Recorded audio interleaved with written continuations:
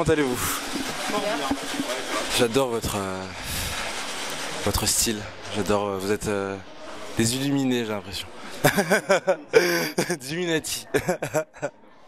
J'aurais aimé savoir, pour commencer déjà, comment votre groupe s'est formé. On s'est rencontrés. Non, mais vraiment, en fait, ça fait 5 ans que le groupe existe. Ouais.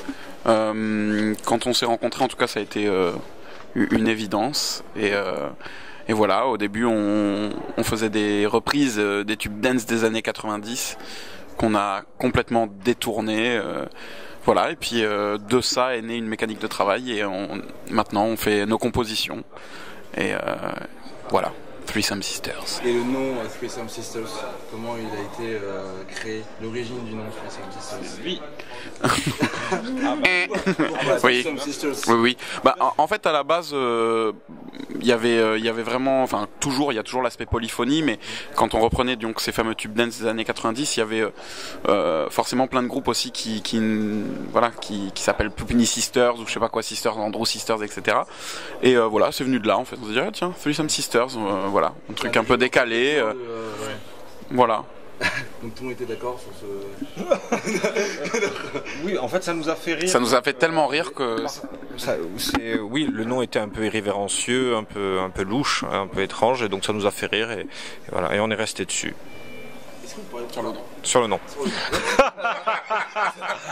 Ouais, en le disant, j'ai fait... mais c'est bien, il vaut mieux que ce soit nous qui la faisons, celle-là. Donc comme je disais tout à l'heure... Fashion. Cross, je l'ai écouté. Moi, je pourrais le définir comme érotique, volcanique, psychédélique et religieux. Est-ce que vous êtes d'accord avec ces termes-là ou alors qui est érotique? Voilà. Qui est érotique? Qui est... Et après? Religieux. Ah, c'est moi qui suis religieux. C'est tellement moi qui suis religieux. D'accord.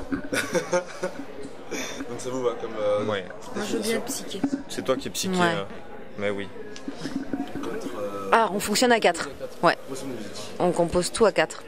On se met dans une salle tous les 4 et il se passe des choses. Quel genre de choses?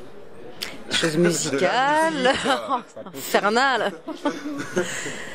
On compose, on a comme un petit terrain de jeu en fait à ce moment-là, dans lequel on s'enferme avec plusieurs éléments, des éléments de percus.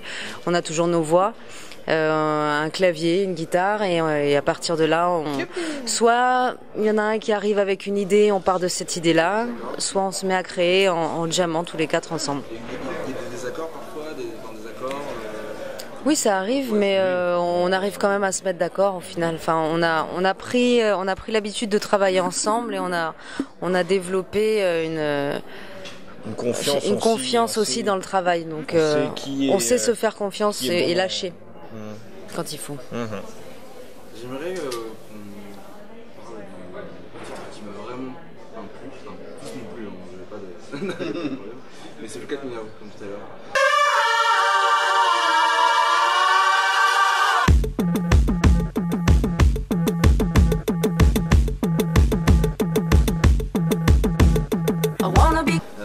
Beaucoup de rebondissements avec les sons tribal d'un côté.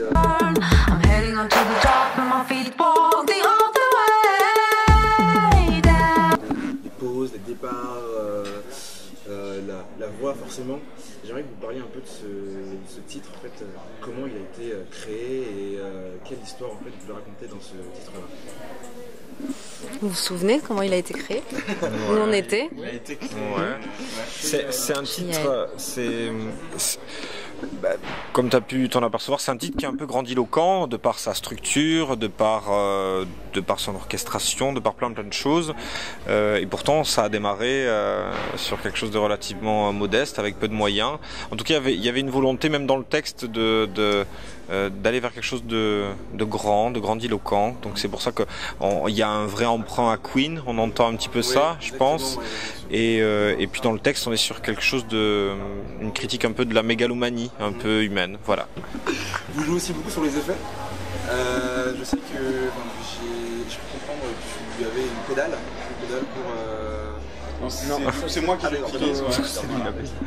C'est toi la pédale. Tu te calmes, ok? Tu te calmes. Après voilà, ça fait partie justement, tout à l'heure on en parlait de la mécanique qu'on avait ensemble, donc du coup très vite parfois on s'intervertit les voix et tout pour essayer de trouver le tissu qui nous plaît, qui correspond au morceau. Donc bon, du coup on va être parfois dans les graves, parfois dans les aigus. En ce qui concerne les effets, t'en parlais tout à l'heure sur scène, bon il y a certes cette machine là, mais il y a aussi depuis peu, là on a fait par exemple une résidence à l'EMB avec du coup notre ingé son, etc. Et du coup on a pu essayer de transposer certains des effets qu'on peut retrouver sur l'EP en live, voilà. Et après pour tout le reste, c'est vraiment nous notre petit, on fait notre petite compote avec ça, avec les 3 voix et on kiffe ça, voilà. J'ai comme l'impression que vous vivez dans une autre galaxie. Si on vous le proposait,